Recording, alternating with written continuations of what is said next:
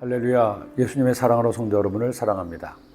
작가 박경리는 그의 작품 토지를 통해 구원말부터 해방에 이르기까지 일제강점기에 순환당하는 우리 민족의 야한을 주인공 최서희와 평사리 주민들을 통해 절절하게 보여주었습니다. 그런가 하면 소설가 조동래가 쓴 아리랑 역시 일제강점기 때 순환당하는 우리 민족의 아픔을 치밀하게 묘사하기도 했습니다. 그러나 이들의 작품 이전에 또 한 작품이 있었습니다. 작가 안수길이 쓴 북간도라는 작품이었습니다. 제가 고등학생 시절 책을 좋아해서 책을 보고 싶었는데 책 살 돈이 없었습니다. 국립 끝에 사직공원에 있는 사직도서관을 갔습니다. 가서 보니 보고 싶은 책들을 얼마든지 볼 수 있었습니다. 단 당시에는 도서관 안에서만 볼 수 있었기에 시간이 날 때마다 어느 때는 학교도 제쳐놓고 도서관 와서 책을 보았습니다. 정말 치열하게 책을 읽을 때였습니다. 그때 안수길 씨의 북간도를 본 겁니다. 이 책 역시 일제강점기에 땅을 잃어버린 이창훈 일가가 북간도를 이주해서 온갖 순환을 당하면서도 조국의 독립을 위해 애쓴다는 내용이었습니다.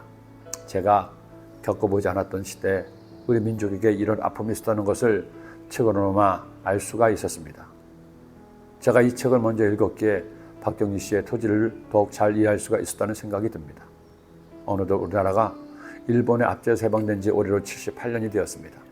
일제 강점하에 있던 36년보다 정확하게는 35년 10일이지만요.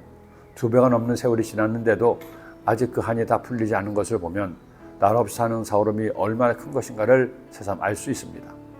그런데 이스라엘은 36년이 아니라 1900년 나라 없이 살았습니다. 로마 제국에 의해 예루살렘이 파괴되고 모든 유대인은 그들이 살던 가나안 땅에서 쫓겨나 로마 제국 곳곳에서 살게 되었습니다. 더구나 중세시대를 거치면서 유럽 전체가 예수 그리스도를 믿는 국가가 되었는데 그런 나라들에서 예수님을 십자가에 못 박았던 유대인들이 살아있으니 그들이 당했던 순환과 핍박은 말로 다 할 수 없었습니다. 셰익스피어의 희곡 베니스의 상연에서 나오는 유대인 고리 대공업자 샬록처럼 돈 많은 천박한 민족으로 유대인들을 취급했습니다. 더구나 많은 나라에서 유대인 거주지역인 게토를 만들어서 유대인들은 그곳에서만 거주하게 하기도 했습니다. 그렇게 2000년 가까운 세월 동안에 온갖 핍박을 다 당하던 유대인들은 마지막으로 세계 2차 대전에서 가장 극악한 핍박을 히틀러에 의해 받게 되었습니다. 무려 600만 명의 유대인들이 가스실에서 죽어간 겁니다. 그런데 그들은 그렇게 오랜 세월 동안 핍박을 받으면서도 그들의 정체성을 지켰습니다. 자신들의 나라를 다스리겠다는 꿈을 2000년간 꾸었습니다. 그리고 마침내 그 꿈이 현실이 된 것이죠. 여러분, 어떻게 이런 일이 가능할 수 있었나요? 그들에게 예언서가 있었기 때문입니다. 하나님께서 2000수백 년 전 그들에게 준 예언의 말씀을 읽고 묵상하고 하나님의 공개가 이루어지기를 믿고 기도한 겁니다. 내 백성이여 내게 주의하라. 내 나라여 내게 귀를 기울이라. 이는 율법이 내게서부터 나갈 것임이라. 내가 내 공의를 만민의 빛으로 세우리라. 내 공의가 가깝고 내 구원이 나갔은즉 내 팔이 만민을 심판하리니 섬들이 나를 앙망하여 내 팔에 의지하리라. 너희는 하늘로 눈을 들며 그 아래의 땅을 살피라. 하늘이 연기같이 사라지고 땅이 옷같이 헤어지며 거기에 사는 자들이 하루살이같이 죽으려냐.